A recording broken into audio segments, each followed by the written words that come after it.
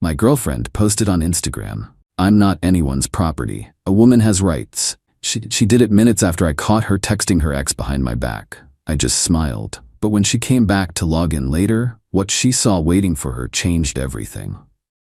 It all blew up over a bowl of leftover chili. I know how that sounds, but it's the truth. 3 days ago, I was sitting on the couch, eating dinner and scrolling through my phone while my girlfriend, Chloe, was in the other room on one of her endless work calls. We've been together for 5 years, living in my house for 3. I'm 38 and I own a small web development company. Chloe, who is 32, is a full-time lifestyle blogger and influencer, a career I single-handedly built for her from the ground up. Her laptop was on the coffee table, open to her messages. We had an open device policy, or so I thought. A new message popped up on the screen, and the name made my stomach clench. Derek. Her ex, the one she swore was a toxic memory she'd blocked everywhere. The message read, "Last night was amazing, can't stop thinking about you." My blood went cold. I clicked on their chat history. It went back months. Secret meetups, flirty texts, pictures I never saw. All the late-night yoga classes and weekend brunches with the girls suddenly made a sickening kind of sense. They had met up the night before, while I was working late to finish a project that would pay for our upcoming vacation. I didn't say anything. I just sat there, the chili turning to ash in my mouth, as the last 5 years of my life replayed in my head with a new, ugly filter. I thought about the thousands of hours I'd poured into her brand. When we met, she was working as a receptionist with a vague dream of being a blogger. I bought the domain name for her website. I designed and coded the entire site myself, spending countless nights optimizing it for search engines. I taught her about analytics, affiliate marketing, and brand integration. I set up her business entity, with both of us as co-directors of the company that technically owned her blog and brand assets, a detail I insisted on for tax purposes.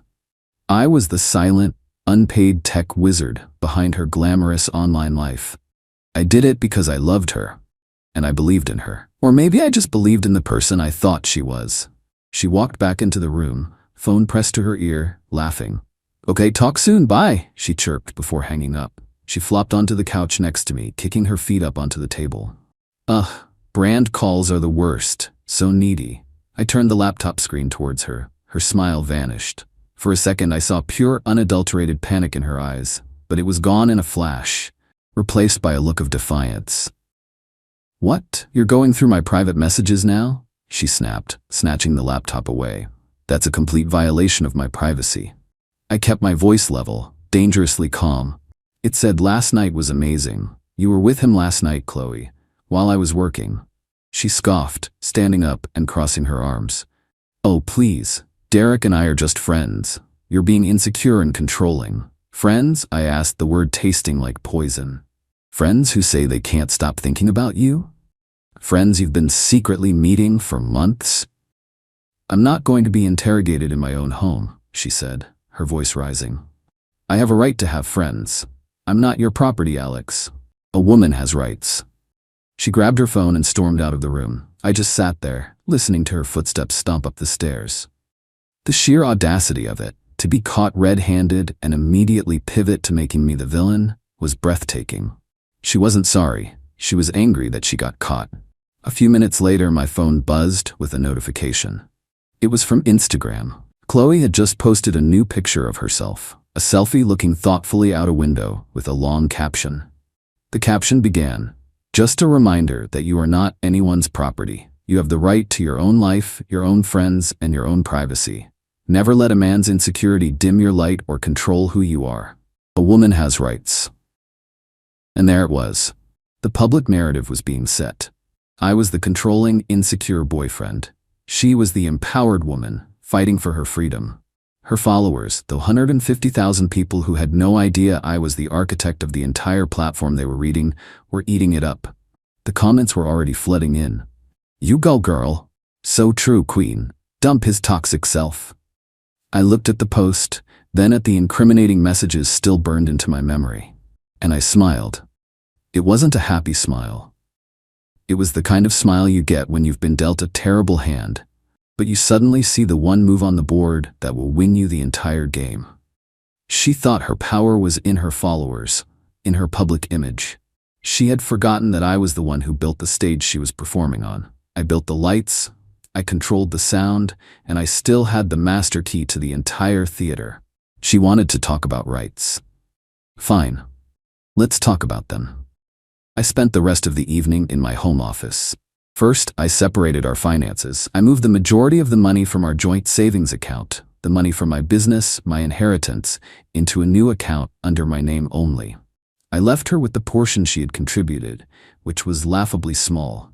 I logged into our credit card accounts and removed her as an authorized user. The financial umbilical cord was cut. Then, I got to work on her empire, her digital life. I started with the website. I had full administrative access, of course. I changed the password. Then I went into the back end and began methodically unpublishing every single blog post she had ever written. 5 years of content, gone from public view in about 20 minutes. I replaced her beautifully designed homepage with a stark white screen and a single line of text in plain black font. This site is currently under new management. Please check back soon for updates. Next, her social media accounts. The passwords were all saved in my password manager. I logged into her Instagram, her Facebook, her Pinterest. I changed the passwords and the recovery emails for all of them, switching them from her address to a new one I created just for this purpose. I didn't delete her posts, not yet. I just archived them, hiding them from public view. Her vibrant, curated profiles were now blank slates. Finally, I dealt with the business itself. The company we were co-directors of. I drafted a formal letter, using a legal template, notifying her of an emergency board meeting to discuss the immediate dissolution of our partnership due to a breach of contract. Specifically, her actions that had brought the brand into disrepute. It was a bit of a stretch, legally, but it was enough to put her on notice. By 3 a.m., Chloe's entire online presence, the source of her income, and her identity was under my complete control. She was still upstairs, probably sleeping soundly, dreaming of her empowered new life with Derek. She had no idea that she was about to wake up digitally homeless. She thought she was a queen in her castle. She was about to find out it was a sandcastle, and the tide was coming in. Update 1. 24 hours later. The silence this morning was heavier than usual. Thank you for the flood of comments and support. It's validating to know that I'm not the one who's lost his mind. Chloe came downstairs around 9 a.m., dressed in yoga pants and a crop top, ready to start her day of creating content. She didn't say a word to me, just went straight to the coffee machine with an air of smug defiance. She grabbed her laptop from the living room and sat at the kitchen island, ready to engage with her adoring fans. I just sat at the table, sipping my coffee, and waited. I watched her type in her Instagram password. Frown. Type it again. Her brow furrowed in confusion.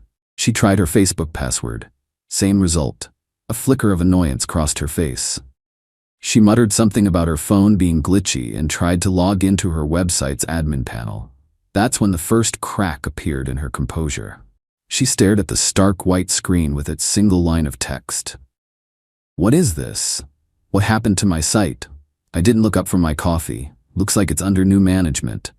Her head snapped towards me, her eyes wide with a mixture of confusion and dawning horror. What did you do? I protected my assets, I said calmly. The ones I built. She scrambled to her phone, her fingers flying across the screen. I can't log in, she said, her voice starting to tremble. I can't log into anything. My Instagram, it's blank. All my pictures are gone. The panic was setting in now. This was real. This wasn't a glitch. You can't do this, she shrieked. Standing up so fast her chair scraped loudly against the floor. That's my career. That's my life. You can't just take it. Our career, I corrected her. We are co-directors of the company that owns those assets, and as the lead technical director, I've made the decision to put the brand on hiatus pending a partnership review. You should have received an email about the emergency board meeting. The color drained from her face. She finally understood. The business registration, the co-directorship, the things she dismissed as boring paperwork, were now her cage. This is because of Derek, isn't it? She spat, her fear turning to rage. You're doing this to punish me. This is illegal. I'll sue you. Go ahead, I said, taking another sip of coffee. I'm sure your lawyer will be very interested to see the chat logs with Derek, especially the parts where you discuss meeting up while I was funding your lifestyle. It's a classic breach of fiduciary duty to the company." She just stared at me, speechless. The empowered woman from Instagram was gone, replaced by a cornered animal. She grabbed her car keys and stormed out of the house, slamming the door behind her. The rest of the day was a cascade of consequences. Around noon, I started getting emails from the brands she had partnerships with. They were forwarded to me because I was the primary contact on all the business contracts. They were confused. Her social media was blank. Her website was down. What was going on? I replied to each one with a polite, professional message. Due to unforeseen circumstances, the Chloe's Chic Life brand is undergoing a major restructuring. We will be in touch shortly regarding the future of our partnership. We apologize for any inconvenience. Then the calls started. First, from her friends, demanding to know what I'd done. I told them all the same thing. Chloe and I are dealing with a private business matter. I suggest you stay out of it. Then came her mother. She launched into a tirade about how I was a monster, how I was trying to destroy her daughter. I didn't do anything, I told her, my voice flat. Chloe made a series of choices. She's just now starting to experience the consequences. You should ask her about Derek. I hung up before she could respond. Chloe, it seems, had run straight to Derek's apartment. I know this because around 3 p.m., I got a call from an unknown number. It was him. "Dude, you need to back off," he said, trying to sound tough. "You can't just steal her stuff. Give her back her accounts." "Stay out of this, Derek," I said. "This is between me and my business partner. She's not your partner, she's your girlfriend. You're just being a psycho ex." "Actually," I said, enjoying this far too much, "if you check the state business registry, you'll find we are, in fact, legal partners in an LLC. An LLC that you have been actively helping her sabotage. My lawyer has your name, by the way. He calls it tortious interference. You might want to look that up." He hung up. I imagine that was the end of his heroic rescue mission. The reality of getting dragged into a legal battle probably wasn't part of his romantic fantasy. I spent the rest of the day packing her things, not in trash bags. I was better than that. I bought boxes, packing tape, a marker. I carefully folded her clothes, wrapped her knickknacks in paper, and labeled each box. It felt methodical, final, cleansing. She came back around 8 p.m., not defiant this time. She looked broken. Her eyes were red and puffy. She didn't yell. "Please give them back, Alex," she whispered. "That's all I have." "No, it wasn't," I said, not unkindly. "You had me. You had this home. You had a partner who would have done anything for you. You threw all that away for him. The blog, the followers, that was just the stuff I built for you. It was never yours to begin with." I pointed to the stack of boxes by the door. "Your personal belongings are all packed. I'll help you load them into your car." She just stood there, tears streaming down her face, finally understanding the full scope of what she had lost. She didn't just lose her login. She lost her entire world. Update 2. 1 week later. It's been a week since the digital demolition. The quiet in the house is still something I'm getting used to. Thanks again for the overwhelming support. Reading your comments has been a strange source of strength through all this. Chloe's departure was a pathetic affair. She called her father to come and help her move her things. He arrived looking like he wanted to physically fight me, but he restrained himself. He just glared at me the entire time, huffing and puffing as he carried boxes, while Chloe sobbed in her car. He tried to start an argument once, saying I was being vindictive. "I'm just a guy who discovered his girlfriend of 5 years was cheating on him," I told him, my voice calm. "The rest is just business. You, of all people, should understand that." He didn't have a comeback for that. The days that followed were a masterclass in watching someone try to fight a tidal wave with a bucket. Chloe's first move was to try and create new social media accounts. The real Chloe? Chloe Unfiltered. She posted a long, tearful video about how her toxic ex had stolen her life's work and was trying to silence her. It didn't work. For one, her audience was fractured. She had no way to reach her old followers. But more importantly, I had the truth. I didn't engage publicly. I didn't have to. I sent a single concise email to a handful of the largest brand managers she had worked with. It contained a few key screenshots of her texts with Derek, with the dates and times clearly visible. I simply wrote, "This is the breach of conduct I mentioned. This is why the brand is being restructured. I trust you will handle this information with discretion." The industry is smaller than you think. Within 48 hours, her new, pathetic attempt at a comeback was dead in the water. No brand would touch her. The story of her infidelity, tied directly to her unprofessionalism, spread like wildfire through the back channels of the influencer marketing world. Her smear campaign against me was DOA because the people with the money knew the real story. Her next tactic was to try and get legal. I received a letter from a lawyer she hired, demanding I immediately return all digital assets and cease and desist from using her name and likeness. My lawyer responded the next day with a single package. It contained a copy of our LLC operating agreement, with both our signatures clear as day. It also contained a formal notice of my intent to file a lawsuit against her for breach of fiduciary duty, misappropriation of company funds for the secret trips to meet Derek, and damages to the brand's reputation. The letter concluded by stating that if she wished to proceed, we would see her in court, where the full extent of her affair would become a matter of public record during discovery. Her lawyer called my lawyer 2 days later to say they would not be proceeding. She couldn't afford a legal battle, and more importantly, she couldn't risk the public humiliation of having her dirty laundry aired in a courtroom. The ex, Derek, has vanished. I heard through a mutual acquaintance that as soon as he got that call from me and realized there were potential legal and financial consequences, he wanted nothing to do with it. He blocked Chloe on everything. He wasn't interested in the real, messy Chloe who had lost everything. He was only interested in the fantasy of the successful, glamorous influencer. When the glamour was gone, so was he.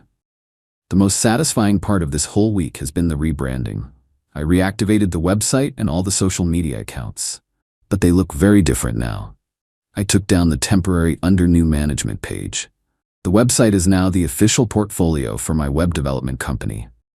I've posted case studies of my work, including a detailed, anonymous breakdown of how I grew a lifestyle blog from 0 to 150,000 followers in 3 years, showcasing my SEO, branding, and social media strategy skills. The Instagram account is now my company's professional account.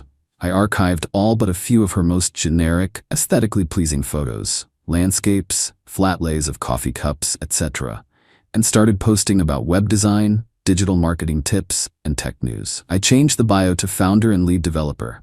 I build brands. The irony is almost too perfect. Her platform, built on a foundation of lies, has now become a testament to my actual, tangible skills. And the best part? It's working. I've gained over 1,000 new followers this week, all people in the tech and marketing industries. I've had 3 serious inquiries for new projects, one of them a major company, all because they were impressed with the brand transformation. Chloe must be watching this. She must see her face and her work being erased and replaced by mine. She must see the follower count, which has barely dropped, now engaging with my content. She created a brand based on a fake, curated life. I've replaced it with a brand based on real, marketable skills.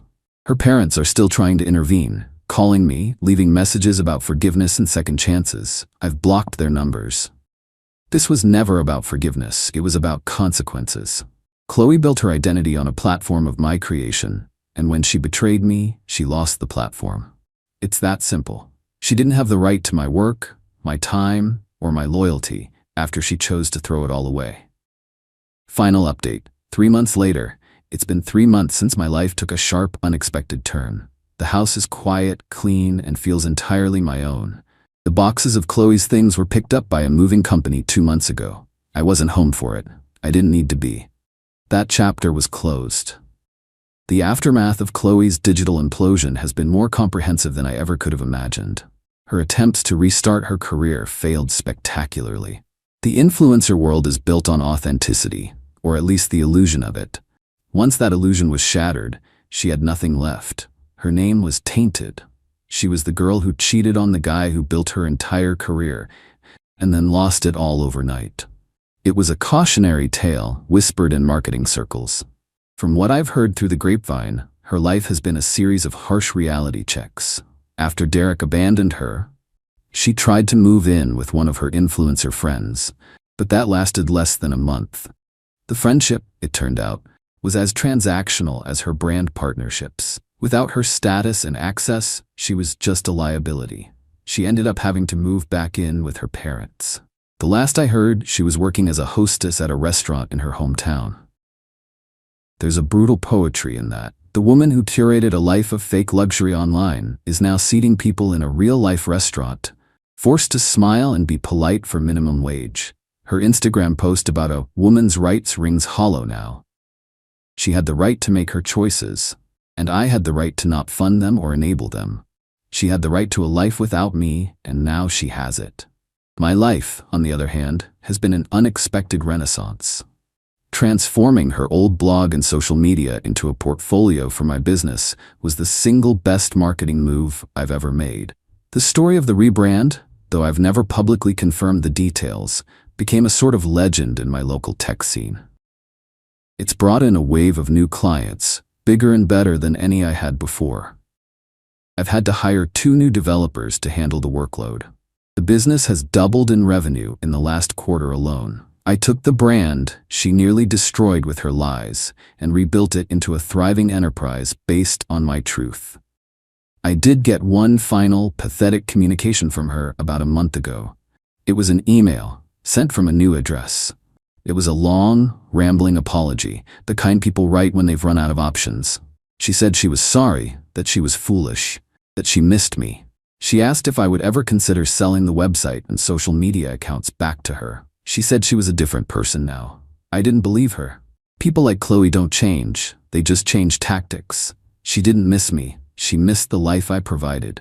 She missed the platform, the income, the adoration. I replied with a single sentence. The brand is not for sale. I never heard from her again. The revenge in the end wasn't about destroying her. I never leaked her messages. I never publicly shamed her. I simply reclaimed what was mine.